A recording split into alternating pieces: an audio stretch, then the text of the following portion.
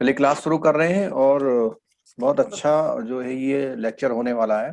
इस लेक्चर में बहुत सारे वर्ड्स आपने सुने होंगे, लेकिन आज 1 घंटे में जो या 1 घंटा प्लस में जो भी हम पढ़ेंगे उसमें बहुत छोटी छोटी चीज आपकी क्लियर हो जाएगी और आपको इस टॉपिक का थ्योरी पढ़ने में मजा आएगा। ठीक, तो टॉपिक का नाम हमने पहले ही अनाउंस कर दिया था। टॉपिक का नाम है फॉरेक्स अकाउंट्स। तो फॉरेक्स अकाउंट्स की बात करते हैं। जिस तरह हमारे बैंक में saving bank, current account, recurring deposit, FD, इस तरह के बहुत सारे अकाउंट्स होते हैं, उसी तरह से हमारे ही बैंक में कुछ ब्रांचेस में फॉरेक्स के अकाउंट्स होते हैं। और फॉरेक्स का अकाउंट्स का मतलब है, फॉरेक्स तो हमने क्लियर कर लिया व्हाट इज फॉरेक्स। और फॉरेक्स का अकाउंट का बहुत क्लियर कॉन्सेप्ट है, ऐसा अकाउंट जिसमें जो बैलेंस है अकाउंट। अब आप अकाउंट का स्ट्रक्चर कैसे होता है आपके अकाउंट में? डेबिट, क्रेडिट और बैलेंस होता है। ये अकाउंट का स्ट्रक्चर होता है रनिंग अकाउंट का, जिसमें ट्रांजेक्शन्स होते हैं, यानी डिपॉजिट विड्रॉल होते रहते हैं।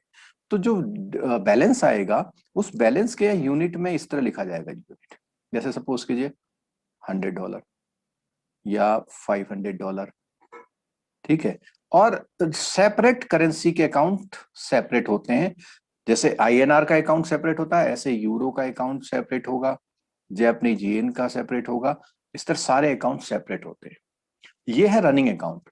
अगर इसमें रनिंग अकाउंट की बात करें तो इसमें सेविंग बैंक आपका और करेंट अकाउंट, ये आपका रनिंग अकाउंट हो गया, ठीक है, जिसमें आपका जो ट्रांजेक्शन्स हैं वो इस तरह हो रही है। लेकिन यहाँ एक क्वेश्चन आता है, क्या ऐसे कोई अकाउंट्स होते हैं जिसमें फॉरेन करेंसी बैलेंस रहता है और ट्रांजेक्शन्स होते हैं? आप लोग आंसर करिए। कोई ऐसा फॉरेन करेंसी अकाउंट होता है जिसमें ट्रांजेक्शन्स होते हैं? यस, कई लोगों ने आंसर दिया यस, कई लोगों ने एनआरओ अकाउंट दिया हुआ है, ठीक है। चलो देखिए, अगर हम फॉरेन करेंसी की बात करें तो अगर मैं गलत हूंगा तो कोई करेक्ट करेंगे जो लोग फॉरेक्स में काम करते हैं। सेविंग बैंक जैसा अकाउंट मैंने नहीं सुना। करंट अकाउंट बिल्कुल होता है। हीरल मैम जरा इसको क्लियर करिएगा। हेलो। हाँ हेलो, बोलिए मैम। हाँ सर, आप पूछ रहे थे ना, मतलब हम्म कि सेविंग बैंक जैसा कुछ नहीं होता है। हम्म। होता है ना सर? कौन सा अकाउंट होता है सेविंग बैंक में? सर, एनआरई एनआरओ जो होता है। नहीं नहीं नहीं नहीं, मैंने क्या क्वेश्चन पूछा? मैंने कहा जिसमें बैलेंस आपका फॉरेन करेंसी में रिफ्लेक्ट होता है। तो सर जैसे ये मतलब आरएफसी अकाउंट जो होता है वो, बट तो वो आरएफसी सेविंग अकाउंट तो सेविंग बैंक नहीं होता ना, नहीं, वो सेविंग नहीं होता है सर। वो मतलब करेंट फॉरेन अकाउंट है ना। करेंसी अंदर मेंटेन होती है। हाँ नहीं, वो तो मैं समझ गया। तो इसका मतलब मैं बिल्कुल ठीक हूं, आप लोग भी क्लियर हो जाइए कि अगर कोई ट्रांजेक्शनल अकाउंट है तो that will be current account. और जो आप लोग अभी आंसर एनआरओ वगैरह दे रहे हैं वो रुपीज बेस्ड अकाउंट है। मैंने क्वेश्चन ये किया था कि ऐसा अकाउंट जिसमें हम रोज जाएं, लाइन में लगे और $100 जमा करें और शाम को जाके $200 विड्रॉ कर ले, ऐसा कोई अकाउंट होता है तो वो है सिर्फ करेंट अकाउंट, ठीक है। तो मेरा यही क्वेश्चन था। अच्छा, अब हम बात करते हैं कुछ ऐसे अकाउंट्स की जो एफडी नेचर के अकाउंट होते हैं। एफडी का मतलब टर्म डिपॉजिट। तो टर्म डिपॉजिट की अगर हम बात करें तो टर्म डिपॉजिट अकाउंट में सबसे फेमस अकाउंट है एफसीएनआर बी, ठीक है। और इसके अलावा कोई एफडी अकाउंट फॉरेन करेंसी में, जैसे एफसीएनआर में डॉलर में हो गया, यूरो में हो गया, जापानीज येन में, स्ट्रक्चर फॉरेन करेंसी में हो गया, ठीक है। तो अब आपको बताना है कि कोई ऐसा अकाउंट, क्या इसके अलावा कोई अकाउंट फिक्स डिपॉजिट में, टर्म डिपॉजिट में होता है जो फॉरेन करेंसी में होता है? No sir. RFC account. RFC account तो करंट अकाउंट के फॉर्म में होता है ना। हाँ, वो कैसे होता है सर आरएफसी अकाउंट? एक अगर सिंपलीफाई बोले तो जैसे जिन लोगों को फ्रीक्वेंटली क्या है फॉरेन अर्निंग होता है हाँ और नहीं, वो चीज तो मैं एक्सप्लेन करूंगा, हाँ, वो तो मैं एक्सप्लेन करूंगा। करंट मैं ये अकाउंट कह भी। रहा हूँ फ्रीक्वेंटली जो अर्निंग वाला होता है वो तो करंट अकाउंट हो गया ना। हम्म। मेरा क्वेश्चन ये है कि FCNR के अलावा कोई टर्म डिपॉजिट अकाउंट होते हैं फॉरेन करेंसी में? नहीं सर। ठीक है, चलो आगे बढ़ते हैं। ये दो छोटी छोटी बातें मैंने यहाँ पे करी। अभी मैं बात करता हूं कि आज के क्लास में हम लोग कौन कौन से अकाउंट के फीचर्स पढ़ेंगे और उनके कैटेगराइजेशन को कैसे लर्न करें वो हम सीखेंगे। ठीक है, तो मैं पहले यहाँ पे कुछ अकाउंट लिख रहा हूं। आपने उसमें से हो सकता है सब सुने हो, कुछ कम सुने हो। तो सबसे पहले मैं यहाँ पे अकाउंट लिख रहा हूं आपका NRO, NRE, FCNR, RFC, RFCD, ठीक है, और इसके अलावा आपका EEFC, DDA, OFC, SNRR, vostro, nostro and loro. आज का जो सिलेबस हमारा कवर होगा, इतने अकाउंट्स के फीचर हम लोग कवर करेंगे। इन अकाउंट्स के अलावा in addition any of the account you have heard anywhere, कोई और अकाउंट जो आपने सुना हो आज तक? NRI अकाउंट होता है क्या? नहीं, कोई नहीं होता है। अभी वो क्लियर हो जाएगा, जो आपका क्वेश्चन है वो आगे कुछ समय में होने वाला क्लियर। और बताइए। अच्छा, एक चीज और है, ये जो टॉपिक हम कर रहे हैं इसकी इंपॉर्टेंस भी आप सुन लीजिए। इसकी इंपॉर्टेंस अगर हम JIB में बात करें तो 1 और 2 मार्क्स का है। जो आज का क्लास है वो 1 और 2 मार्क्स जो आ सकता है आपका, इन टर्मिनोलॉजी से आ सकता है। और ये टर्मिनोलॉजी आपकी बुक में एज सच कहीं नहीं है। एक आध चीजों के बारे में उसमें नॉस्ट्रो वॉस्ट्रो के बारे में थोड़ा सा बोला हुआ है, कहीं पे NRE अकाउंट के बारे में बोला हुआ है, ठीक है, लेकिन क्वेश्चन सिलेबस में है, आपके आता है क्वेश्चन, ठीक है। और अगर हम CIB की बात करें तो CIB के आज की क्लास के बाद अगर एक और क्लास ऐड होगी इनकी जो एक्सटेंशन में जाएगी, तो 2 क्लास को मिला करके पास्ट कई अगर 10 ईयर के पेपर्स देख लें तो 5 से 7 मार्क्स भी इस टॉपिक से पूछे गए।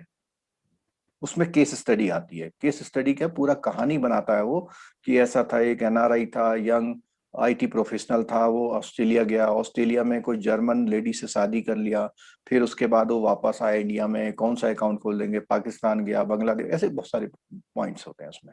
ठीक, तो इन अकाउंट्स को जब जब भी मैं पढ़ाता हूं तो मैं बहुत ईज आउट कर देता हूँ। ईज आउट कैसे करता हूँ?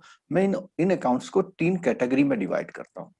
और 3 कैटेगरी सच कि एक तो है इंडिविजुअल कैटेगरी, इंडिविजुअल कैटेगरी या जो डोमेस्टिक पर्पज के लिए जो लोग कुछ अकाउंट खोलते हैं, ठीक है। सेकंड कैटेगरी में बोलता हूं बिजनेस कैटेगरी, और थर्ड कैटेगरी को मैं बोलता हूं बैंक्स कैटेगरी, ठीक है। इंडिविजुअल कैटेगरी की अगर बात करता हूं तो NRO एक ऐसा अकाउंट है जो इंडिविजुअल कैटेगरी के लोग खोलते हैं। NRO, NRE, ठीक है, FCNR, RFC, RFCD, ठीक है। अच्छा, बिजनेस कैटेगरी की बात करते हैं।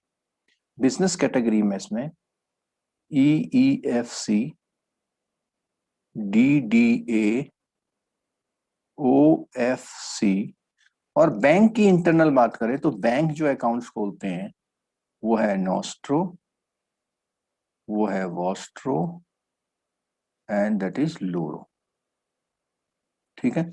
तो ये कैटेगराइजेशन मैंने कर दिया, और मैंने इंटेंशनली अभी एक अकाउंट का जिक्र नहीं किया इसमें, एक अकाउंट का मैंने जिक्र नहीं किया है। तो वो अकाउंट पहले तो आपको बताना है कौन सा वाला है। SNRR। SNRR, very good. मैंने अभी SNRR को नहीं बोला, ठीक है। वो SNRR आप लोग बता दीजिए कहाँ आएगा। बिजनेस में बिजनेस तो में ठीक कहीं है, भी जिन आ लोगों ने सकता पढ़ा है, हुआ तो है बिजनेस और उनको पता है। इंडिविजुअल दोनों में। दोनों में नहीं आएगा, दोनों में नहीं आएगा। वो SNRR का अकाउंट का पर्पज जो है वो प्योरली बिजनेस पर्पज है, ठीक है, SNRR, ठीक। तो अगर आप ऐसे करके अकाउंट्स को समझेंगे तो बहुत इजी होने वाला है, ठीक है। सेकंड चीज, कोई भी अकाउंट 2 पॉइंट्स से कैटेगराइज होता है। अब वो 2 पॉइंट्स कौन कौन से हैं? पॉइंट्स वो 2 हैं कि आप कोई भी जब अकाउंट खोलेंगे तो उन अकाउंट्स में करेंसी, या आप करेंसी किस करेंसी की बात कर रहे हैं। करेंसी में क्या हुआ, करेंसी में 2 होगा, एक तो हो सकता है रुपीज में अकाउंट होगा, या डॉलर। डॉलर का मतलब any of the foreign currency. Second चीज होती है रेजिडेंट स्टेटस। रेजिडेंट स्टेटस, तो रेजिडेंट स्टेटस की बात करेंगे तो 2 तरह के स्टेटस होते हैं। एक होता है RI, रेजिडेंट इंडियन, और एक होता है NRI, नॉन रेजिडेंट स्टेटस, ठीक है। और उसके बाद थर्ड होता है NRI के साथ ही PIO और फॉरेन कैटेगरी, ठीक।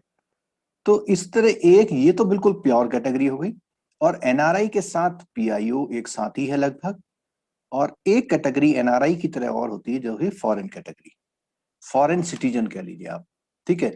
और इसमें सिटीजन का मतलब कंपनी भी आता है, फॉरेन पर्सनल, फॉरेन कंपनी का अकाउंट, फॉरेन सिटीजन का अकाउंट, ठीक है। NRI कंपनी का अकाउंट, NRI का अकाउंट, ठीक। तो 2 चीजें हमने वो क्लियर करनी है। तो सबसे आसान तरीका ये है, सबसे पहले हम ये आइडेंटिफाई करें कि आउट ऑफ दीज कौन से अकाउंट्स ऐसे हैं जिनमें बैलेंसेस जो है वो फॉरेन करेंसी में होता है, ठीक है। तो अगर हम बात करें जहां पर भी FC लिखा हुआ है दैट इज फॉरेन करेंसी, ये देखिए,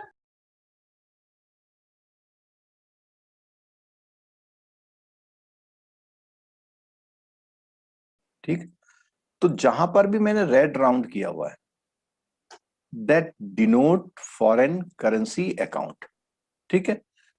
आपको ये बताना है क्या इसमें से कोई ऐसा अकाउंट भी है जो अगेन फॉरेन करेंसी में होता है लेकिन मैं मेंशन नहीं कर रहा हूं? DDA। बिल्कुल ठीक है, DDA अकाउंट भी फॉरेन करेंसी होता है। उसका रीजन ये है कि जो फर्स्ट वाला D लिखा हुआ है, सॉरी, ये जो सेकंड वाला D लिखा हुआ है इसका मतलब होता है dollar. Dollar dollar, diamond dollar account. तो डॉलर नाम आ गया मींस फॉरेन करेंसी, ठीक है। अच्छा, कोई और अकाउंट भी है जो फॉरेन करेंसी में होता है?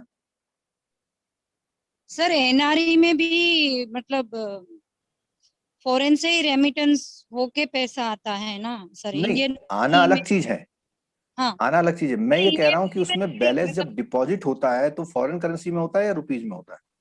सर वो आएगा फॉरेन, फॉरेन से रेमिटेंस होता है इंडियन मनी में, बट नहीं, हाँ, नहीं वो ठीक अगर है। हम INR जमा नहीं कर सकते। नॉस्ट्रो नॉस्ट्रो अकाउंट में, नॉस्ट्रो वॉस्ट्रो हाँ, वॉस्ट्रो नहीं, नॉस्ट्रो। नॉस्ट्रो। नॉस्ट्रो में फॉरेन करेंसी में बैलेंस मेंटेन होता है, ठीक है। तो यहां पर क्या है, nostro account is again foreign currency account, और जो लोरो अकाउंट है ना वो भी फॉरेन में होता है, थर्ड कंट्री में होता है, ठीक। तो ये दीज अकाउंट्स जो होते हैं, इन अकाउंट्स में फॉरेन करेंसी में बैलेंस मेंटेन होता है। अगर आपको FD मिलेगा तो उसमें लिखा होगा $520। अगर आपको करंट अकाउंट का स्टेटमेंट मिलेगा उसमें लिखेगा $24,000 बैलेंस है, ठीक है। तो एक तो क्राइटेरिया ये है किसी भी अकाउंट को आइडेंटिफाई करने का कि उसमें करेंसी कौन सी मेंटेन होगी। सेकंड क्राइटेरिया मैंने बोला कि रेजिडेंशियल स्टेटस, उसका रेजिडेंशियल स्टेटस क्या है, वो रेजिडेंट इंडियन है या नॉन रेजिडेंट इंडियन है या फॉरेन नेशनल है। तो अब हम बात कर लेते हैं ऐसे अकाउंट्स की जो NRI खोल सकते हैं या आपके जो फॉरेन नेशनल होते हैं वो खोल सकते हैं। तो उन अकाउंट्स को मैं ग्रीन कलर से ले लेता हूं। ठीक, ये वाला ग्रुप ले लेता हूं। तो देखो जहां पर भी नॉन रेजिडेंट लिखा हुआ है वो बिल्कुल क्लियर कट है, वो नॉन रेजिडेंट ही खोलेगा। ठीक है, ये अभी मैं करेंसी की बात नहीं कर रहा। करेंसी की बात तो जो राउंड रेड कलर से राउंड है उसके अलावा सारे अकाउंट इंडियन करेंसी में, होम करेंसी में होते हैं। ठीक है, और जो मैंने ग्रीन ब्लॉक बनाया है वो फॉर एनआरआई पर्सन या PIO, person of Indian origin, या फॉरेन कंपनी कोई खोलती है। ठीक है, नहीं, बाकी सारे अकाउंट जो खोलते हैं वो रेजिडेंट इंडियन खोलते हैं। ये चार्ट बहुत माइंड में सेट कर लीजिए। अगर आपको ये चार्ट माइंड में सेट हो रहा है तो आगे बहुत सारी प्रॉब्लम हमारी दूर होने वाली है। मतलब एक तरह से कह लीजिए कि हर अकाउंट का आपको ग्लिम्स मिल गया यहाँ पर। ठीक, आगे बढ़े। कोई डाउट यहाँ पर किसी को? Sir, difference between resident Indian and our अच्छा, non-resident, वो बता sir. देता हूँ मैं Sir, आपको। what condition, please? बिल्कुल बता देता हूँ कि सबसे पहले एक वर्ड है रेजिडेंट। अब रेजिडेंट कौन? रेजिडेंट इंडियन या रेजिडेंट फॉरेन का? तो सर रेजिडेंट कौन? जो 180 डेज में इंडिया में रहता है उसका कुछ कनेक्टेड है ना सर? हाँ, वही चीजें 180 बताते हैं आपको, है। ठीक है, तो रेजिडेंट इंडियन उसको हम आरआई बोल रहे हैं, रेजिडेंट इंडियन बोल रहे हैं, यानी जो इंडिया में रह रहा है। सेकंड आता है, यहीं पे एक वर्ड और ऐड हो जाता है, नॉन। नॉन रेजिडेंट है यानी इंडिया में नहीं रह रहा, लेकिन बट वो है कौन? इंडियन है। इसको बोलते हैं हम एनआरआई। एक होता है PIO, person of Indian resident, Indian origin, person of Indian origin. अब इसमें पर्सन ऑफ इंडियन ओरिजिन मतलब जिसके फादर, फोर फादर या कोई भी रूट इंडिया की है लेकिन अब वो फॉरेन में रहने लग गए। ठीक है, थर्ड आता है फॉरेन नेशनल। फॉरेन नेशनल, तो foreign national never connected with India, never connected with India, कोई रिलेशन नहीं है। ठीक, तो ये कैटेगरी हुई। अब इस कैटेगरी में भी कि एनआरआई कौन है? Who More do than 180. Not live in India for more than 180 days. तो देखो कितनी ये नेगेटिव वर्ड है, who do not live. Who do not live, तो डू नॉट लिव का मतलब क्या हो गया? जो यहां नहीं रहता है, लेकिन है कौन अल्टीमेटली? इंडियन है। Who do not live in India for more than 180 days but is Indian. अब कोई इसमें कोई अगर डाउट है तो बताओ। No sir. The सर ये financial year 182 डेज आते हैं। ये सर ये रेजिडेंट इंडियन है नहीं, सर, ये जो रेजिडेंट रेजिडेंट इंडियन इंडियन है नहीं सर, है। ये who do not resident Indian तो बहुत सिंपल NRI डेफिनेशन है, and ये NRI. एनआरआई है। और इसमें एक चीज और सर है। ये एक सर इसमें 182 डाउट है डेज होगा सर, क्या? ये 182 डेज आएगा। Mistake, my mistake. बिल्कुल ठीक है, आपने बिल्कुल सही पकड़ा, 182 डेज है। और So, उसका अगर लॉजिक मैं बताता हूँ कि 365 है, अगर हम उसको डिवाइड करते हैं तो कितना आता है? 182.5। 2.5 5 हाँ, और इवन जो है 366 का भी ईयर है तो 183 आता है, तो 183 मीन्स मोर देन 180 डेज। वो ठीक है, मेरा इंटेंशन 182 लिखने का था लेकिन रिदम में 180 चलता गया है, वो इसका लॉजिक ये है, मैंने क्लियर कर दिया। ठीक, तो 182 डेज से ज्यादा इंडिया में नहीं ले रहा है, इट मींस 183 और मोर डेज इंडिया में नहीं है, कहीं और है। ठीक है, अब कोई सपोज कीजिए अभी वहां मार्स में चला जाए 3 साल के लिए, तो क्या वो एनआरआई कहलाएगा? इंडिया का आदमी मंगल Yes. मिशन पे चला जाए 3 साल के लिए, तो क्या वो एनआरआई का स्टेटस मिलेगा उसको? No, नहीं sir. Sir, No, sir. क्यों नहीं मिलेगा? No, sir. Other countries में होना क्यों चाहिए। नहीं? यस मिलेगा। कहाँ लिखा है क्योंकि इसमें वो अदर कोई कंट्री? मिलेगा। नहीं मिलेगा, मिलेगा मिलेगा 90 days। अरे सर, ये सर, ये डेफिनेशन में लिखा हुआ है कि वो स्पेस पे ना डेफिनेशन जाए। में ही नहीं है ना। सर ये वो- फाइनेंशियल ईयर है या करंट ईयर है सर? कैलेंडर ईयर ये financial calendar region year. Clear करो जरा। बिकॉज टैक्स देखो वगैरह ये लगता है है ना सर।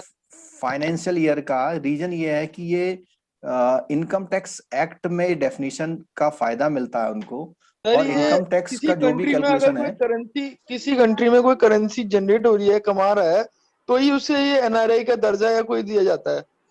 नहीं मून उसका या मैं मार्स क्लियर में कर रहे देता हूँ तो आपको, मैं क्लियर करता हूँ आपको। देखो इसमें है एक पर्पज है, वोकेशन पर्पज। वोकेशन का मतलब क्या होता है?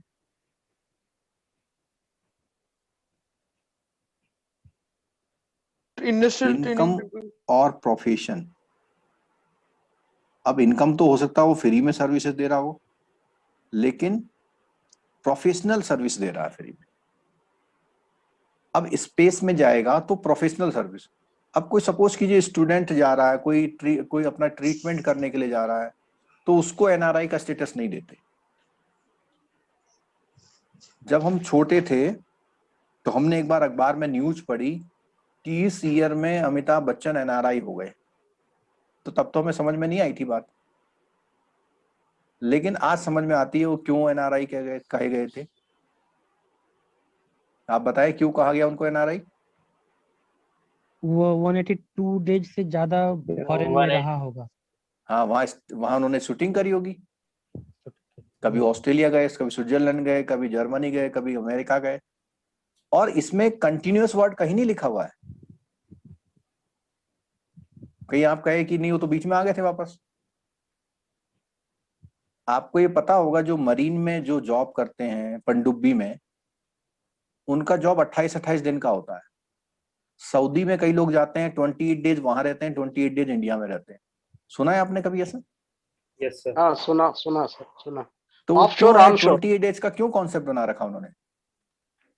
कि वहां की गवर्नमेंट चाहती है कि ये कम से कम 182 डेज से ज्यादा हमारे पास रुक जाएं, और अगर वो वहां रुकेंगे तभी उनको एनआरआई का फायदा इंडिया में मिलेगा, तभी उनको टैक्स का बेनिफिट मिलेगा, यानी उनको टैक्स नहीं कटेगा इंडिया में।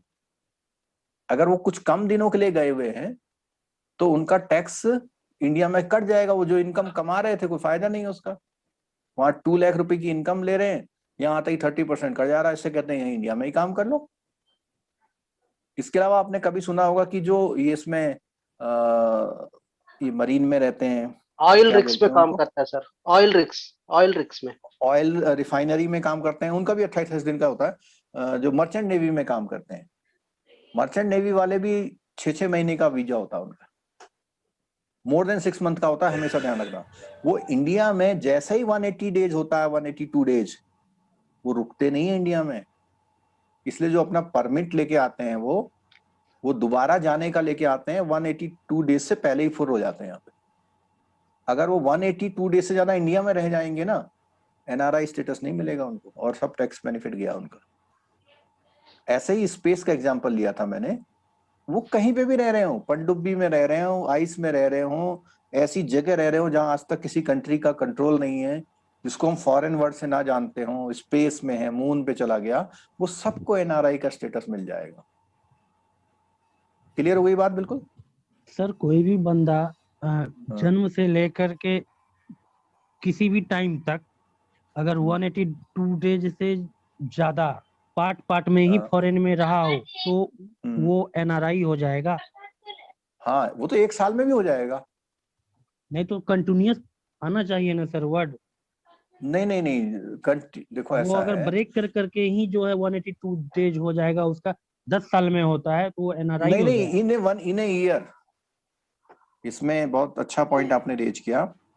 Live in India for more then 1 days in a year, year. बिल्कुल ठीक है, ये हमारी डेफिनेशन को आपने कंप्लीट किया, इन अ ईयर। ठीक है। Yes sir.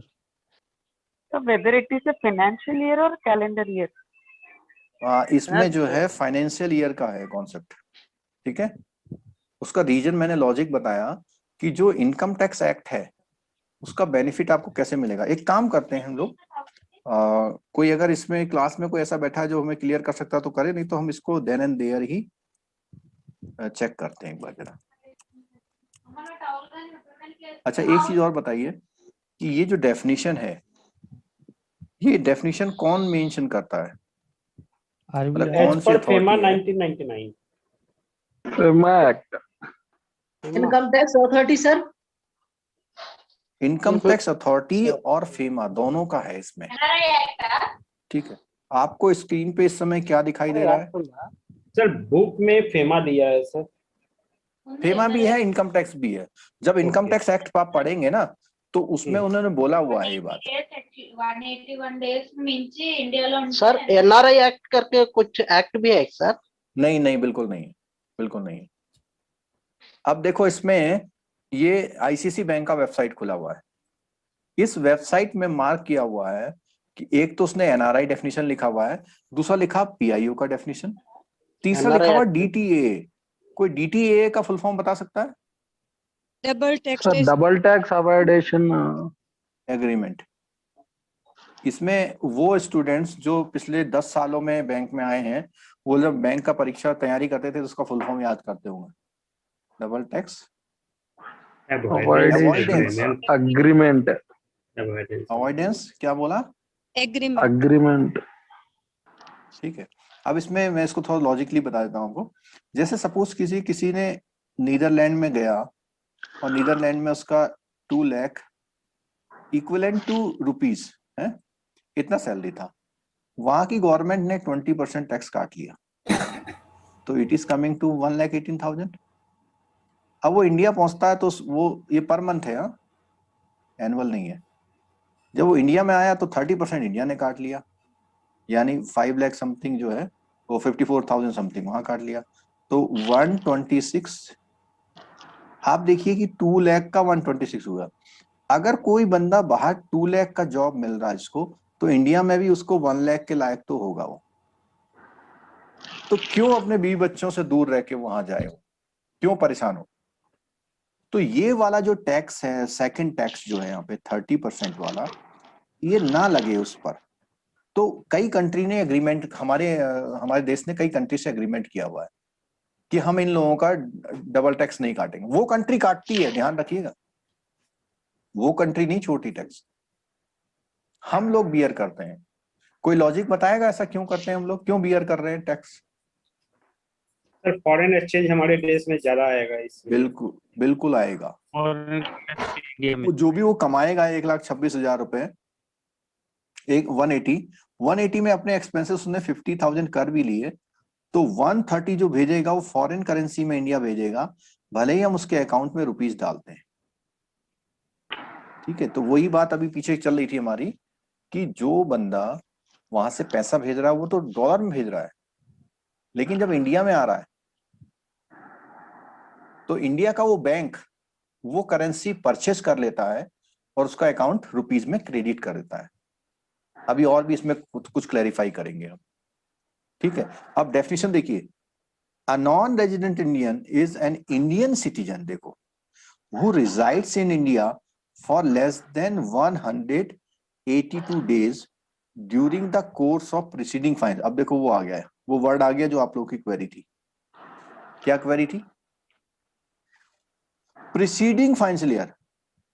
इट मींस अगर 31 मार्च पिछली जो गई है वहां तक उसका ये सीन था, तो उस बार की वो इनकम टैक्स रिटर्न जब भरेगा, क्योंकि वो मार्च के बाद भरता है, तो उसको एनआरआई स्टेटस से अपने भर सकता है रिटर्न, ठीक है। और who goes out of India और who stay outside India for the purpose of employment, देखो साफ साफ लिखा हुआ है, ठीक। और थोड़ा सा एलोबरेट कर लेते हैं इसमें। सर अगर कोई 1 साल के लिए एनआरआई है तो अगले साल भी एनआरआई है? नहीं, वो डिपेंड करेगा कि वो अगले साल भी उतना रहता है या नहीं रहता है, उसे वो कंडीशन उस बार भी पूरी करनी पड़ेगी, ठीक है। ये देखो लिखा हुआ है यहाँ पर, इसमें एक्सप्लेन किया हुआ है, for the purpose of employment, for the carrying on business and vocation outside India, और any other purpose indicating his intention to stay outside India for an uncertain period. इस पॉइंट को जरा वो कर लेना नोट, इसमें एक पॉइंट आया हुआ है for an uncertain period. Uncertain का मतलब बहुत लंबे समय, तो जब बहुत कोई लंबे समय तक रहेगा तो उसको भी एनआरआई का बेनिफिट देने की बात चल रही है, ठीक है। एक तो हुआ कि 1 साल ऐसी चला गया, अपने दोस्त के वहां चला गया, रह के आ गया।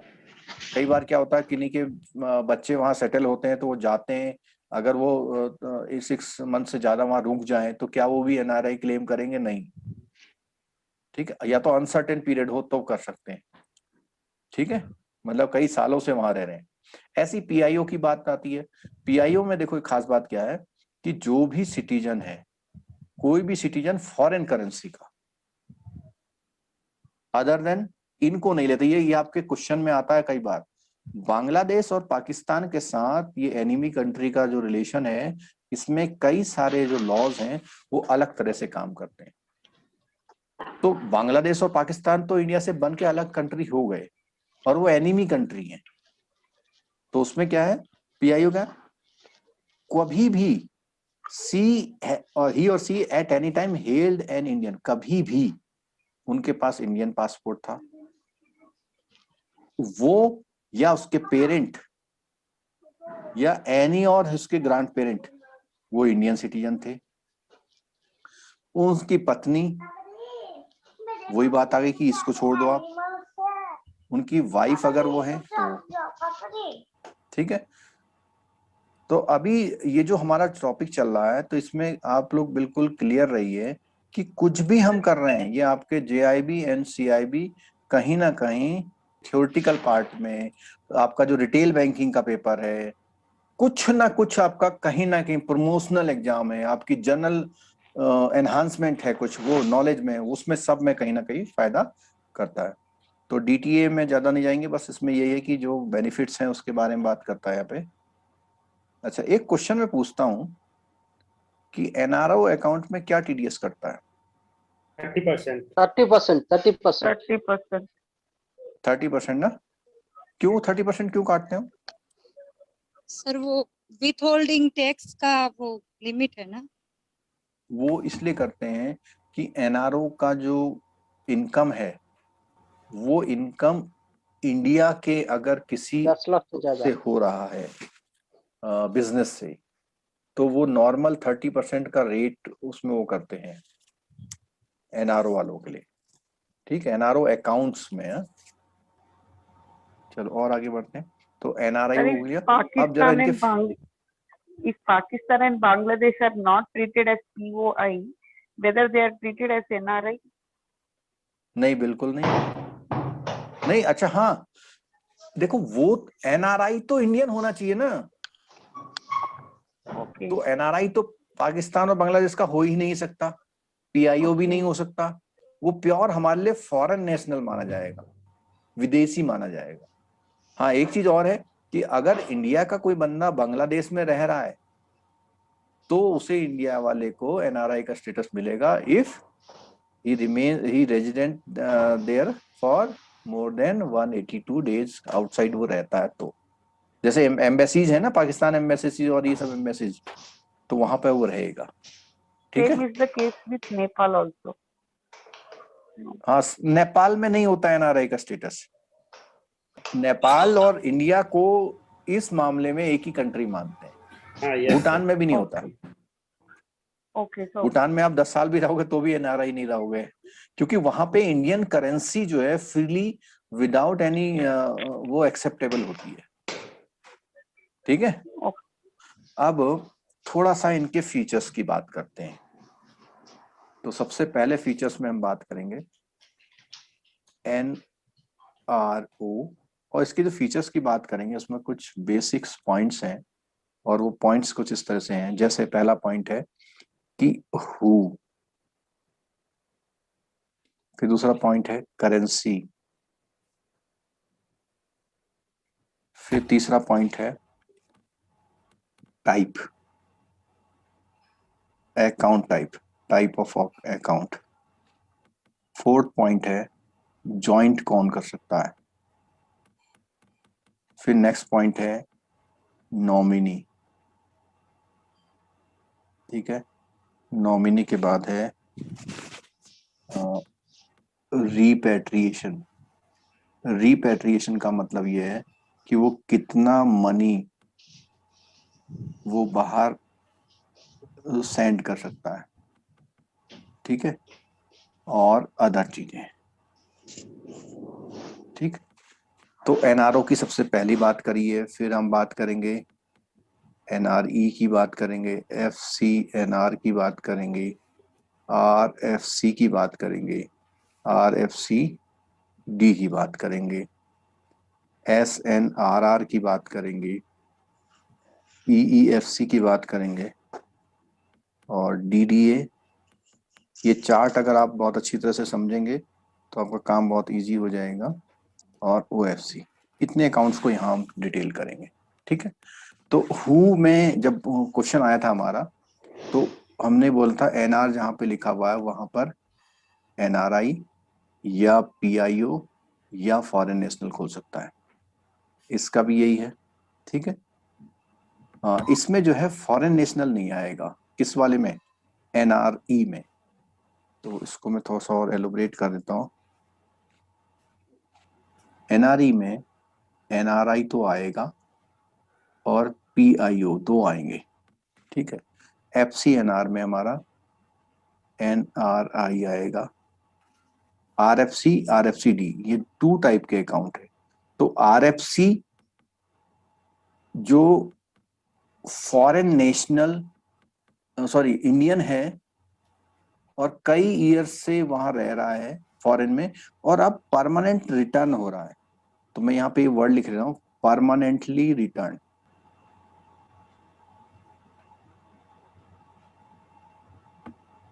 Return for settlement.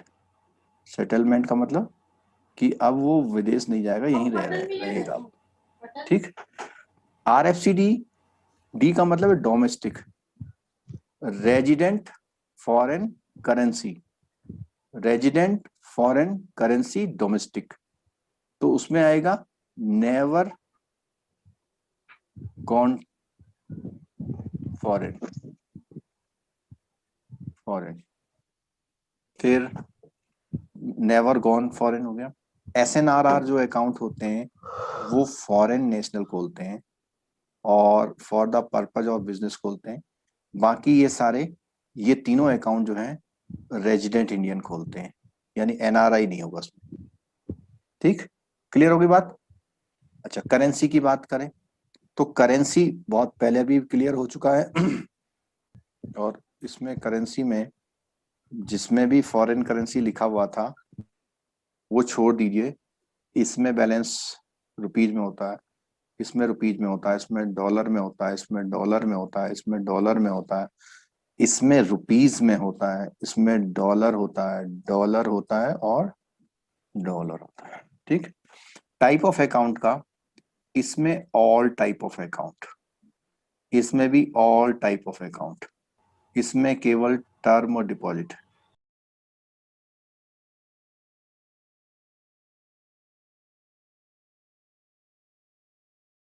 ठीक है, RFC RFCD में करेंट अकाउंट, SNRR में करेंट अकाउंट, ये बाकी सारे करेंट अकाउंट, क्योंकि पर्पज क्या है इनका, बिजनेस।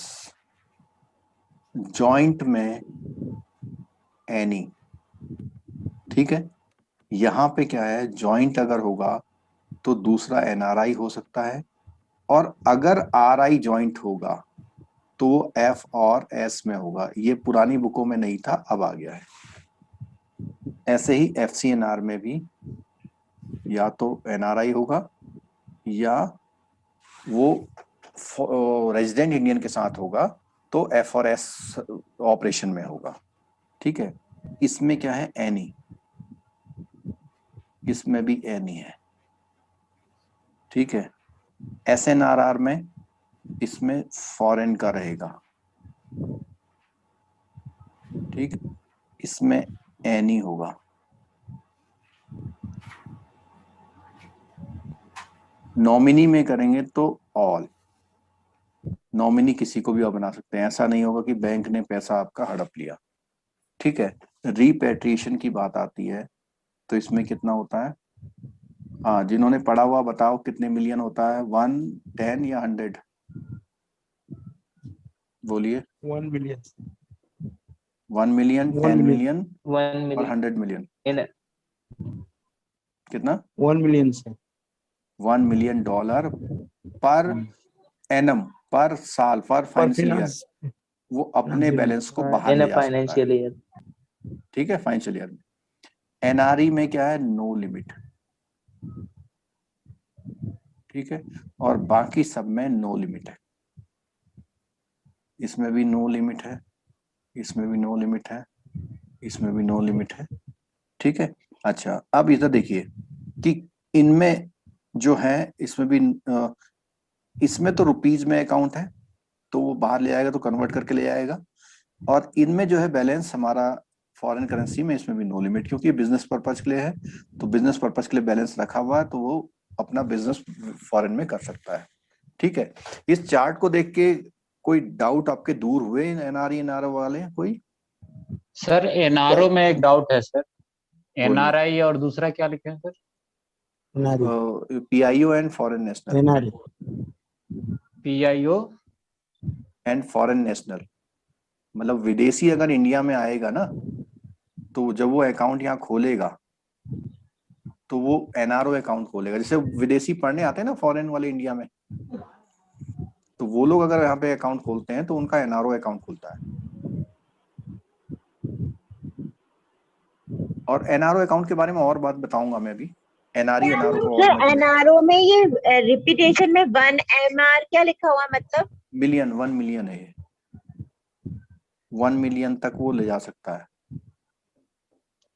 ये सब में सर एक रेट ऑफ इंटरेस्ट वाला भी कुछ होता है ना, किसी में मिलता है किसी में नहीं मिलता है। हाँ, वो अभी बताते हैं।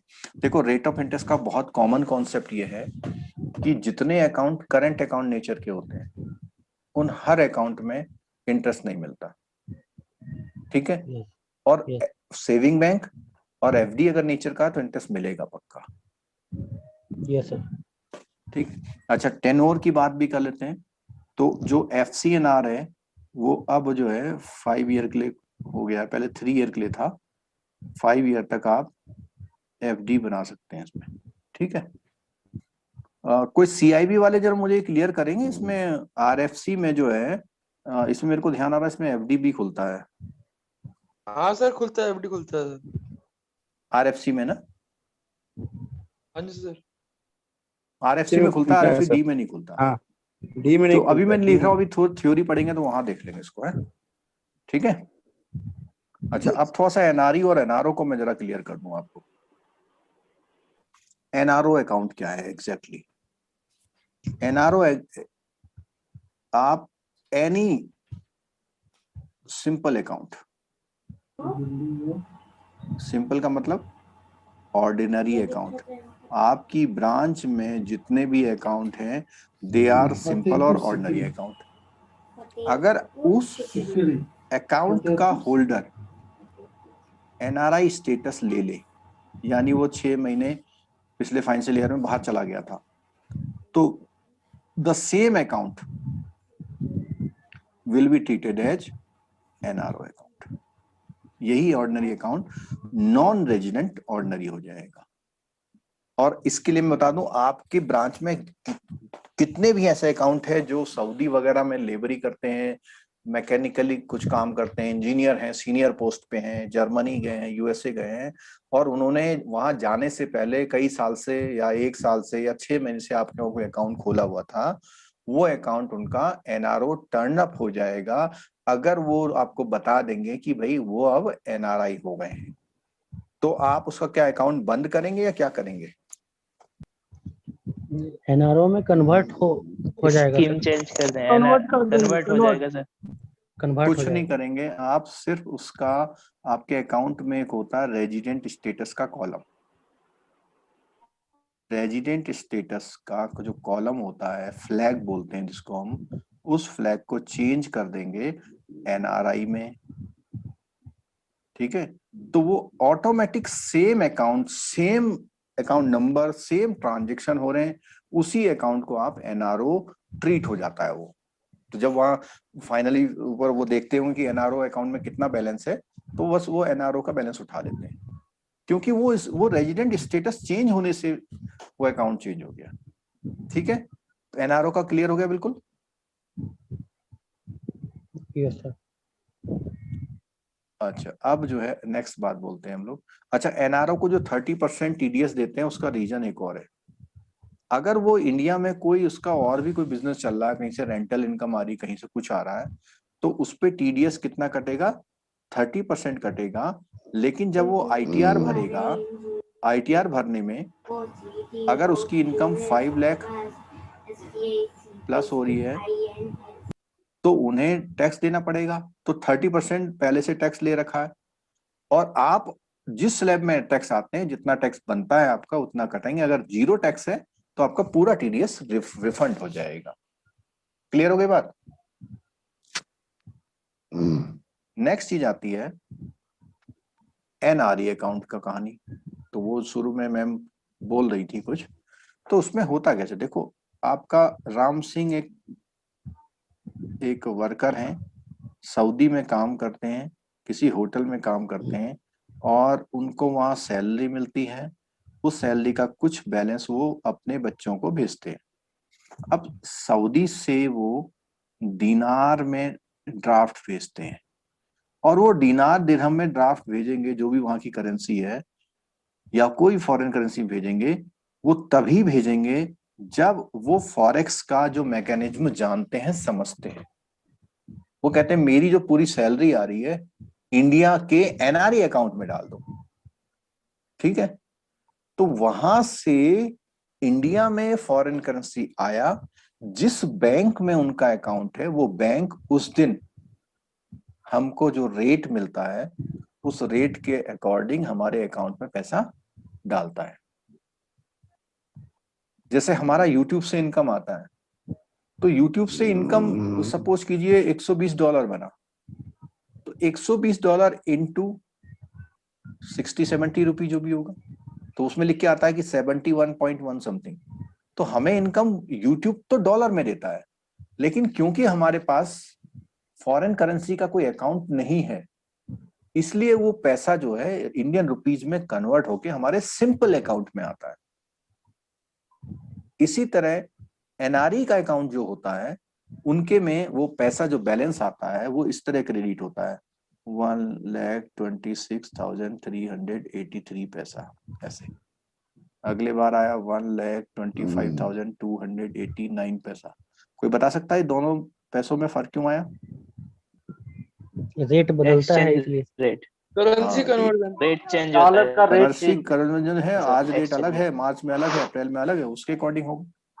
ठीक है, अब आप ये देखिएगा कि जो भी आपके अकाउंट में अगर कोई एनआरओ अकाउंट है, एनआरओ का मतलब कोई ऐसे बंदे हैं जो विदेशों में जॉब करते हैं, चाहे वो लेबरी कर रहे हैं, मैन्युफैक्चरिंग कर रहे हैं, मैकेनिक हैं, सीनियर पोस्ट में हैं, तो वहां से आप देखिए कि जो रेमिटेंस आता है, पता नहीं अब ये प्रैक्टिस में है या नहीं है, कि अभी भी ड्राफ्ट आते हैं वहां से, वो अल राजी बैंक के,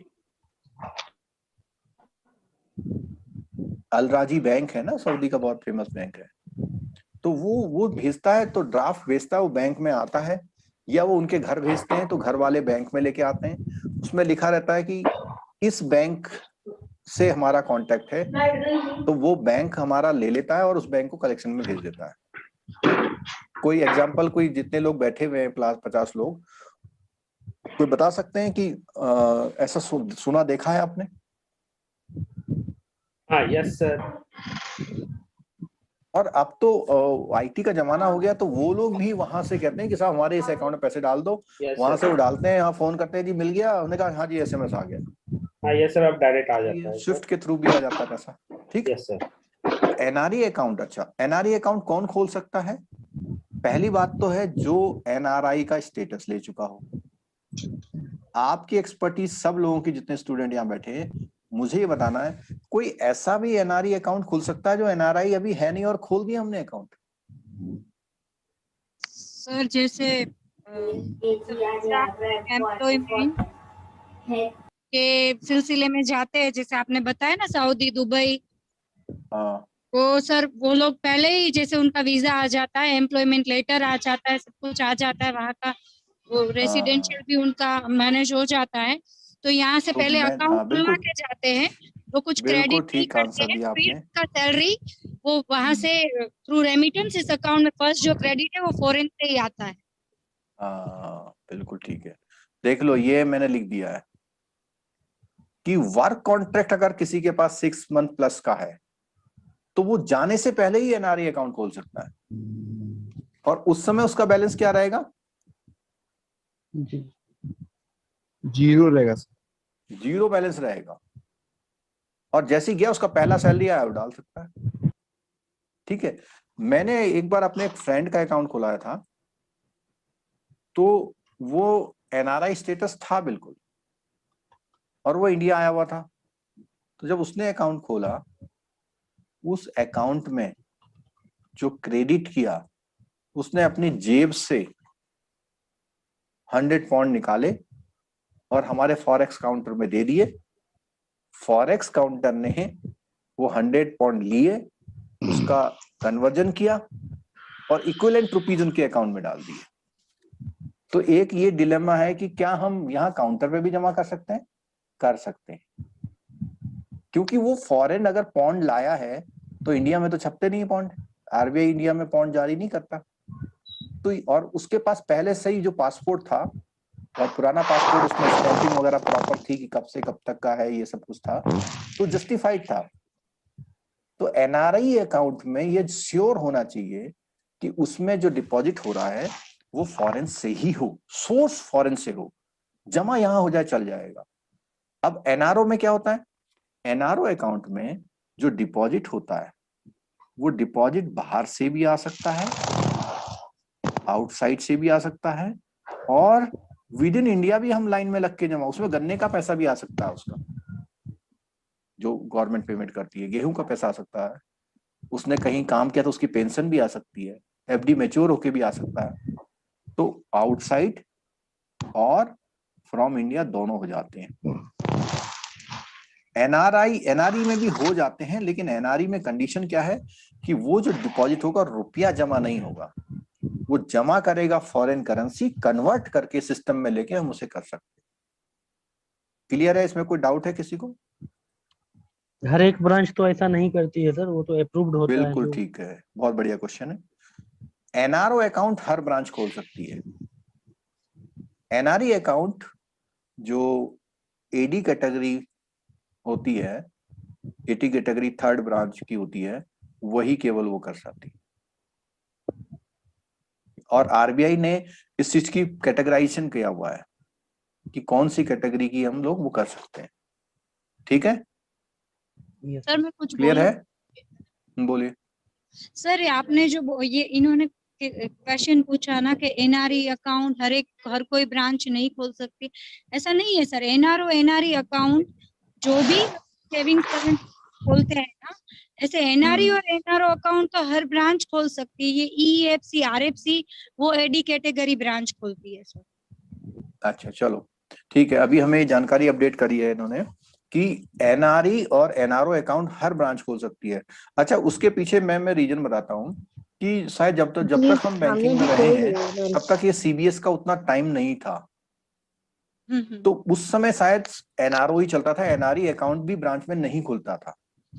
लेकिन अभी सीबीएस के आने से ही फैसिलिटी एक्सटेंड हो सकती है, और आरएफसी, ईएफसी वगैरह अकाउंट वो केवल वही ब्रांचें खोल रही हैं, जैसा मैम बता रही हैं, कि जहां पर उनको ऑथोराइज्ड है, वो फॉरेन करेंसी बिजनेस का उन्होंने प्राइमरी लाइसेंस ले रखा है। प्राइमरी लाइसेंस जिसने भी ले रखा है वो अकाउंट मेंटेन करता है। ठीक है मैम।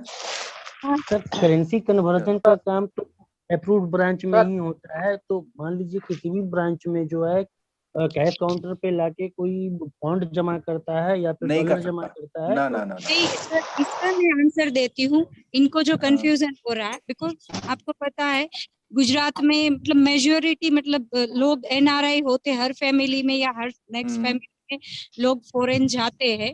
तो सर यहाँ हर ब्रांच में प्रैक्टिकली ये एनआरई और एनआरओ अकाउंट देखने मिलते हैं हम लोगों को लाइव में। इनका जो कंफ्यूजन है कि जैसे कोई पाउंड या डॉलर लेके आया सर, खड़े हो जाए लाइन में जमा करने। हाँ तो सर उसका भी सॉल्यूशन होता है। उसके जो 2 अंडरटेकिंग होते हैं, मैं अपने बैंक का प्रैक्टिस बताती हूँ। वो 2 अंडरटेकिंग के साथ वो फिलअप करके वो जो एडी कैटेगरी ब्रांच है ना, वहाँ भेज दिया जाता है। तो इसका मैं थोड़ा सा प्रैक्टिकल बताता सर हूँ। मुझे ऐसा वो ध्यान आ रहा है भेज एक दिया बात जाएगा ब्रांच में। By courier. कुरियर नहीं, बाई कुरियर लोकली नहीं। होता है ना, हर वो हर लोकल, बैंक का वो मैं लोकली अभी आपको एक क्लियर करता हूँ। इंटरनेशनल वो ब्रांच तभी होता हो ही है सर। हाँ, वो लोकल उस डॉलर पॉन्ड को लेके जाएगा, उस ब्रांच में खुद जाके जमा करेगा, उसका चपरासी कैशियर जो भी कुछ होगा, जो भी अथॉरिटी सिस्टम बना होगा बैंक में, है ना। लेकिन अगर कोई रूरल ब्रांच है और उसके 10 किलोमीटर दूर ब्रांच है, बहुत दूर है, तो वो लोग मना कर देते हैं। सर ये बैंक टू बैंक प्रैक्टिस होगा sir. Bank to bank practice भी हाँ, ये होती है। बैंक टू बैंक प्रैक्टिस है सर। लेकिन हम इसको ये बोलेंगे, कन्वर्जन तो सब ब्रांचों में नहीं होता। हाँ, नहीं होता सर। कन्वर्जन का काम एक ही ब्रांच में होगा। हाँ। Yes sir. Sir one doubt है सर। सर वन डाउट हाँ, है बोलिए। Sir, may be not regarding to this chapter. बोलिए कोई बात नहीं। वेस्टर्न यूनियन मनी ट्रांसफर करके एक है ना सर, यस वो सर। इससे कुछ रिलेशन है? Western union money transfer. हाँ, उसके बारे में बताता हूँ मैं। वेस्टर्न यूनियन है, एक कॉक्स किंग करके कुछ है। कॉक्स किंग है, ऐसा कुछ नाम है। कौन सा? Thomas cook. हाँ, कई सारे हैं। ये क्या है, रेमिटेंस सर्विसेज प्रोवाइड करते हैं। ये वेस्टर्न यूनियन में क्या होता है कि जो फॉरेन में बंदा बैठा हुआ, आपका रिलेटिव है, आपकी कंपनी है या कुछ भी है, वो फॉरेन में इस वेस्टर्न यूनियन को फॉरेन करेंसी दे देता है। वो वहां से इसका कन्वर्जन करके इंडिया में एडवाइस भेज देता है कि भैया इसने अगर 100 पॉइंट यहाँ दिए, उसने स्टर्लिंग पॉइंट दिया यहाँ पे, तो आज अगर मान लिया 90 रुपये का रेट है, तो 90 ये पैसा, ये रुपया वो आपको दे देंगे। वेस्टर्न यूनियन और बैंकों में फर्क ये है कि वेस्टर्न यूनियन में आपको पैसा लेने के लिए आपको अकाउंट नहीं खोलने की जरूरत है। आप वहां जाएंगे, वो लोग आपको कैश पेमेंट कर देंगे। ठीक है, नंबर वगैरह बताना पड़ेगा ना सर, MMID समथिंग कुछ। हाँ, वो चीज को कोड देते हैं। आप वो कोड जाके वहां बताएंगे, अपनी आईडी वाईडी दिखाएंगे, तो वो पास कोड टाइप का रहता है। ठीक है, लेकिन अभी क्या हो सकता है कि मेरे को शायद जानकारी ना हो सकता है वेस्टर्न यूनियन बड़ा अमाउंट भी भेजते होंगे, तो उसमें सिस्टम उनका होता हो कि यहाँ के वो अकाउंट में आपके क्रेडिट भेजते होंगे। लेकिन बहुत ज्यादा प्रैक्टिकल इसके बारे में मुझे आइडिया नहीं है। हाँ, एक बार मैंने पैसा जरूर लिया वेस्टर्न यूनियन से, 5000 समथिंग का पैसा किसी ने भेजा था, किसी का कोई मैंने डिस्पैच किया था, उसका उन्होंने कुरियर चार्ज मुझे वापस किया था। तो उस समय मेरे को ध्यान है कि उन्होंने मुझे एक वो कोड पूछा और आईडी ली मेरी, और मुझे कैश पेमेंट किया, एक साइन करा लिए बस। ठीक है, और उनका डिक्लेरेशन वगैरह करा लिया कि भाई ये पैसा जो है हवाला का नहीं है, मतलब नंबर 2 का नहीं है, ब्लैक मनी नहीं है, कोई टैक्स चोरी का पैसा तो नहीं है। वो डिक्लेरेशन उन्होंने मुझसे ले लिया था। ठीक सर, एक डाउट है मेरा भी। हाँ, बोलिए सर, जो एनआरई अकाउंट खुलता है पहली बार और फॉरेन से रेमिटेंस आता है, तो वो कन्वर्ट होकर मैंने रुपीज ये में ही बात आ को जाता है क्लियर ना किया सर? है। तो वो रुपीज में कन्वर्ट हो जाता है। हाँ, तो वो तो रुपीज में यहाँ भी जमा कर सकता है सर, फॉरेन का क्या जरूरत? नहीं, वो बैंक कर रहा है ना कन्वर्ट, और बैंक कन्वर्ट कर रहा का मतलब उसको बैंक को फॉरेन मिला है करेंसी। आम आदमी जमा करेगा तो नहीं जमा करेगा आपका काउंटर में। वो प्रोडक्ट कोड हो जाता है सर, वैसा जमा नहीं करने और देगा। आम आदमी जमा करेगा तो फॉरेन करेंसी का नोट देगा, वो कन्वर्ट करके करेगा जमा। टैक्स का भी इशू होता है सर उसमें? किसका? टैक्स का एनआरई में टैक्स नहीं होता है? नहीं नहीं, टैक्स का कोई इशू नहीं है एनआरई में। बट एनआरई अकाउंट में हर एक टाइप का क्रेडिट तो अलाउड नहीं है सर ना? नहीं, मैं बता तो रहा हूँ कि या तो वो बाहर से आ जाए पैसा सीधे सीधे उसमें अकाउंट में, वायर ट्रांसफर से आ जाए या ड्राफ्ट से आ जाए, ठीक है, लेकिन वो फॉरेन से आना चाहिए, ये पक्का है। और दूसरा क्या है, अगर आप डोमेस्टिकली जमा करेंगे तो आपको फॉरेन करेंसी ही दे के कन्वर्ट करा के जमा करना पड़ेगा, और वो जस्टिफाइड करेगा बैंक वाला कि आप ऐसा तो नहीं है कि आप तो एनआरआई नहीं है और आप कैसे पैसे जमा कर रहे हैं, क्या है, मतलब जस्टिफाई करेगा ये पैसा जो है बाहर से ही, बाहर सोर्स से ही आना चाहिए। और इसीलिए जो रिपैट्रिएशन वाला वर्ड है, रिपैट्रिएशन का मतलब है बाहर कितना पैसा जा सकता है। तो वो अकाउंट जिसमें बाहर से ही पैसा आने की कंडीशन है, वो फुल्ली 100% पैसा बाहर जा सकता है, रिपैट्रिएट हो सकता है। You cannot remit Indian currency in NRI account. From India to abroad? No, sir. Normally, you cannot remit any cash in that NRI account. You cannot deposit cash in your NRE account. NRI account. And Indian rupees, never. Oh. You cannot deposit Indian rupees in your NRE account NRI from account. India. अच्छा, यहाँ मैंने एक लिखा ई और S. यहाँ हम ये कह रहे थे कि जो एनआरई अकाउंट है या एफसीएनआर अकाउंट है, उसमें अगर आप जॉइंट अकाउंट खोल लें तो पहला पार्टी भी एनआरआई होना चाहिए, दूसरा पार्टी भी एनआरआई होना चाहिए, और तीसरा पार्टी भी एनआरआई होना चाहिए। क्लियर होगी बात? ठीक है। अब यहाँ पे एक पॉइंट सुनिएगा, एक नया फैसिलिटी एफ और एस आ गया। एफ और एस में फैसिलिटी दिया गया कि पहला पार्टी तो एनआरआई होगा ही होगा, दूसरा पार्टी आरआई हो सकता है, बट वो जॉइंट अकाउंट एफ और एस स्टेटस में खुलेगा। कोई लॉजिक बता सकते हैं इसके पीछे? सर नॉमिनी तो ऑल बोल दिया। अब भाई यह बताओ कि किसी फैमिली में after death of the first second one can operate the survivor के उसमें हो जाएगा sir. Not operate the account. Yes sir. वो फंड रिसीव कर ऑपरेट लेगा। नहीं करेगा सर, वो क्लेम कर सकता है उस चीज को, रिसीव करेगा। क्योंकि ये स्टेटस जो है नॉमिनी से ज्यादा स्ट्रॉन्ग है। नॉमिनी में क्या है, झंझट होते हैं। नॉमिनी में बैंक वाला शक करता है आप पे, मतलब बैंक शक करता है नॉमिनी, यार ये क्यों नॉमिनी हो गया, कैसे हो गया ये। लेकिन एफ और एस में शक नहीं करेगा।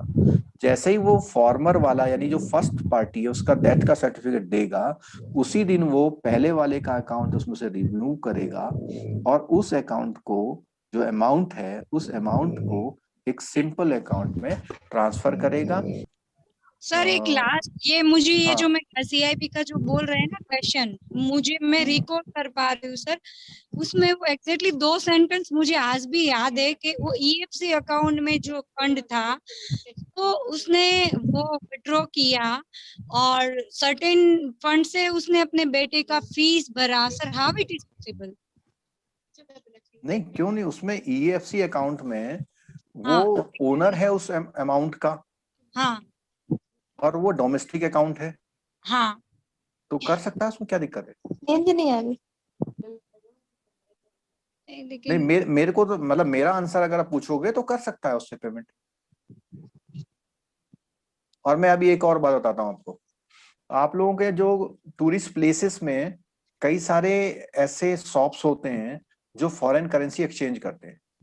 सपोज कीजिए वहां फॉरेनर आते हैं और मॉर्निंग से लेके नाइट तक उसके पास $1000 इकट्ठे हो गए, तो वो जो डिपॉजिट करेगा वो ईएफसी अकाउंट में ही करता है। सर एक क्वेश्चन इससे रिलेटेड भी था। करने का मालिक है उसका, वो ईएफसी से कुछ भी डेबिट करा दे। हाँ, मतलब वही कंफ्यूजन वही हुई कि पर्सनल यूज के लिए, बिजनेस ड्राइंग के लिए तो ठीक है, बट ये बेटे की फीस के लिए सर वो कंफ्यूजिंग था कि क्या कर सकते हैं ऐसे? हाँ, वो कर सकते हैं मेरे हिसाब से।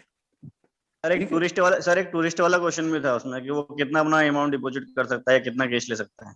वो मेरे अच्छा, में नहीं कितना ले सकता है? हाँ, ये फैक्चुअल क्वेश्चन है। किसी को आंसर पता है कि वो एक दिन में कितना फॉरेन करेंसी इकट्ठा कर सकता है बाहर टूरिस्ट में? एक्सचेंज कितना? 25,000 सर, 25,000। क्वेश्चन ये बोल रहे हैं कि मान लिया कोई फॉरेन एक्सचेंज कन्वर्ट करता है किसी टूरिस्ट प्लेस पे, और उस पे लोग टूरिस्ट वाले आते हैं, उसको कोई $50 एक्सचेंज कराता है, कोई $100 एक्सचेंज कराता है, तो नाइट तक कितना पैसा इकट्ठा कर सकता है? ठीक क्वेश्चन है आपका। टूरिस्ट लोग कितना करवा सकते हैं? टूरिस्ट लोग, अच्छा हाँ, तो इसका तो आंसर ये है कि वो कितना, कोई भी बंदा इंडिया में कितना फॉरेन करेंसी का कैश यानी करेंसी होल्ड कर सकता है। इसका आंसर या तो 2000 है या 5000 है सर, $2000 है। $2000 से ज्यादा उसे Yes, sir, 2000 करेंसी कन्वर्जन कराना होगा, तो पहले वो पैसा खर्च करना होगा, फिर दोबारा कराएगा। मतलब होल्ड नहीं कर सकता। पुलिस पकड़ लेगी ना उसको और उसके हाथ से $10,000 मिल जाएंगे, तो समझ लो पुलिस उस पर वो चार्ज लगा देगी कि ये ज्यादा होल्ड किए हुए। सर कुछ लोग कह रहे हैं रिटेल बैंकिंग अब सर उसमें आईटी भी जोड़ दिया है, तो उसकी जगह रिस्क मैनेजमेंट के लिए भी क्या कर दिया है? रिटेल में डिजिटल बैंकिंग जोड़ दिया है। डिजिटल बैंकिंग जोड़ा है, लेकिन डिजिटल बैंकिंग बिल्कुल बैंकिंग से अलग हटके सीधे उसमें क्या है, टर्मिनोलॉजी है, टेक्निक है, लिमिट्स हैं, ब्रांच की पावर्स हैं, और आरबीआई उसमें क्या रोल प्ले करता है, किस टेक्नोलॉजी से वो काम होता है, ठीक है, मोबाइल पे इंटरनेट पे क्या उसके लिमिट्स हैं, ये इस तरह के क्वेश्चंस पड़े ना डिजिटल बैंकिंग में। और बाकी डिजिटल बैंकिंग में थोड़ा ये बड़ा है कि भाई आप online application home loan online apply कर सकते हैं, ऑनलाइन क्या सैंक्शन हो सकता है नहीं हो सकता है, ऑनलाइन क्या डॉक्यूमेंट सबमिट हो सकते हैं नहीं हो सकते हैं। मैं अभी कुछ प्राइवेट बैंक का एक्सपीरियंस शेयर करता हूँ। प्राइवेट बैंक वाले आजकल जो डॉक्यूमेंट्स है ना, वो फिजिकल ले ही नहीं रहे। वो कहते हैं आप सबकी पीडीएफ भेज दीजिए, वो पीडीएफ को ही वेरीफाई करवा देते हैं, और सिर्फ आपसे एप्लीकेशन फॉर्म जब वो भी तब भरवाते हैं जब लोन देते हैं, सैंक्शन कर देते हैं, उस दिन एप्लीकेशन फॉर्म भराएंगे, उसी दिन आपके डॉक्यूमेंट बनवाएंगे। तो ये भी डिजिटल बैंकिंग का एग्जांपल है। तो सर रिस्क मैनेजमेंट जो है सर बीएफएम से मिलता जुलता है। रिस्क मैनेजमेंट जो है करीब 50% बीएफएम का जो बेसिल हम पढ़ाते हैं। कई बच्चों ने हमें बताया है फोन करके कि उन्होंने रिस्क मैनेजमेंट टॉपिक लिया था, लेकिन उन्होंने सिर्फ हमारे बेसिल के लेक्चर्स देखे थे, उनसे उनका वो क्लियर हो गया है।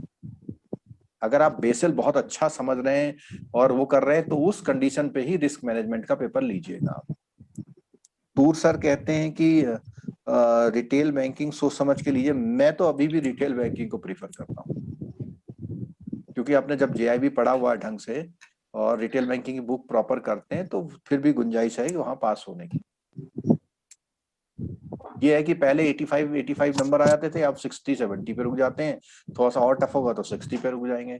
अगर आपका एबीएम बीएफएम सही से क्लियर हो रहा है तो आपको 50 ही तो चाहिए रिटेल में। तो रिटेल में 50 लाना तो आसान है, लेकिन हाँ, कोई अगर 70 या 60 लाना है, थोड़ा सा उसमें मेहनत आपको करनी पड़ती है। ठीक है। चलो, तो ये ई और एस वाला और एफ और एस का वाला कॉन्सेप्ट हो गया कि एफ और एस अकाउंट इसलिए खोला जा रहा है कि अगर वो अकाउंट का प्राइमरी जो अकाउंट होल्डर उसका डेथ हो जाए तो बाकी पैसा उसको आराम से मिल जाए। नॉमिनी के केस में क्या होता है, डिस्प्यूट भी उठ जाते हैं कभी कभी। किसी ने कोई वो कर दिया, कोर्ट से इधर से कुछ ले आया, स्टे वगैरह ले आया कि भाई ये नॉमिनी। लेकिन एफ और एस में एस वाले को पेमेंट देने से कोर्ट भी नहीं रोक सकती, क्योंकि वो बैंक का एक नॉर्मल सिस्टम में उसका अकाउंट जुड़ा हुआ है। ठीक है, पहले फैसिलिटी नहीं था। और नॉमिनी कोई भी हो सकता है, इसके लिए कोई क्राइटेरिया इसमें नहीं है। ठीक है सर एक तो डाउट आज की है सर, क्लास, हाँ बोलो। सर ये इसमें इस अकाउंट में पावर ऑफ अटॉर्नी दे सकते सर किसी को, रेजिडेंट इंडियन को? बिल्कुल, कल कवर करना था लेकिन मैं अभी कवर कर देता हूँ। आपने क्वेश्चन पूछ लिया है, मैं बिल्कुल कर देता हूँ। जो एनआरई अकाउंट के ऑपरेशंस हैं, इसके लिए पीओए पावर ऑफ अटॉर्नी मिलता है। और किस अकाउंट में मिलता है? सेविंग बैंक और करंट अकाउंट में, एफडी में नहीं मिलता। ठीक है, तो वो क्या करता है, जो आपका फॉरेन में नेवी वगैरह में जो जॉब करते हैं वो अपने, इसमें एक जरूरी है कि वो फैमिली मेंबर होना चाहिए, क्लोज फैमिली मेंबर, ठीक है, और ब्रदर, वाइफ, फादर, मदर ऐसे हो सकते हैं। तो वो क्या करते हैं, पावर ऑफ अटॉर्नी देते हैं। तो वो जो चेक होता है तो उसमें जब वो चेक में साइन करते हैं तो उसमें लिखा था पावर ऑफ अटॉर्नी होल्डर, और वो यहाँ पर ऐसे साइन कर देते हैं। तो इनके साइन से भी विड्रॉल हो जाता है, ठीक है। और ये क्वेश्चन एग्जाम में पूछा था, प्रमोशनल एग्जाम में, पावर ऑफ अटॉर्नी बैंक में ब्रांच में कहाँ रखा जाता है, original power of attorney? Sir वो वॉल्ट में, सर सिक्योरिटी ब्रांच आइटम है डॉक्यूमेंट में sir, sir. Branch document, security document है सर। चलो मैं आंसर दे रहा हूँ। ये जो ब्रांच का आपका अकाउंटेंट होता है उसकी कस्टडी में होता है, ठीक है, क्योंकि अकाउंटेंट जो होता है ब्रांच के चेक की पासिंग का पूरा जिम्मेदार होता है। या तो उसके अंडर में जो स्टाफ है, या जो जिसको हम पीछे रेफर करते हैं ना चेक को, वो बंदा अकाउंटेंट, ठीक है।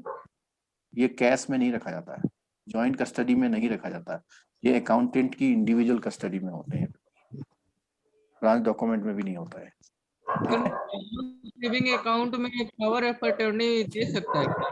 बिल्कुल दे सकते हैं, सेविंग बैंक में भी दे सकते हैं, करंट अकाउंट, और करंट अकाउंट भी खोल के रखते हैं। करंट अकाउंट का ओडी भी खोल के रखते हैं लोग। कैसे? जैसे उसने करंट एफडी है उसके पास, उस एफडी के अगेंस्ट में उसने करंट अकाउंट ओडी खोल रखा है, उस ओडी में जो है 6 लाख की लिमिट बनी हुई है। तो फैमिली को जब भी खर्चा आता है, मान लिया उसका वहां से पेमेंट आने में देरी हो रही है, तो वो उसको यूज कर सकता है। केवल NRE account power of attorney से खुलता है, वो भी सेविंग बैंक और करंट अकाउंट, ठीक है। और power of attorney to any person, इसके लिए एनआरआई वगैरह का होना जरूरी नहीं है, ठीक है। क्लियर है बात? Yes sir. चलो आज हम इतने ही कर रहे हैं, कल हम इसको रैप अप करेंगे इस टॉपिक को। अभी कुछ बातें और पॉइंट रह गए हैं, नॉस्टो वेस्टो रह गया है। तो ये 2 क्लास अगर होती हैं तो आपका प्रमोशन है, कहीं पर भी ये क्वेश्चन आ जाएगा तो आपका गलत नहीं होना चाहिए, ठीक है। और सीआईबी के लिए इसके लिए 2 क्लास अलग से और होंगी जिसमें हम बुक को कवर करेंगे लाइन टू लाइन, ठीक है। Thank you so much.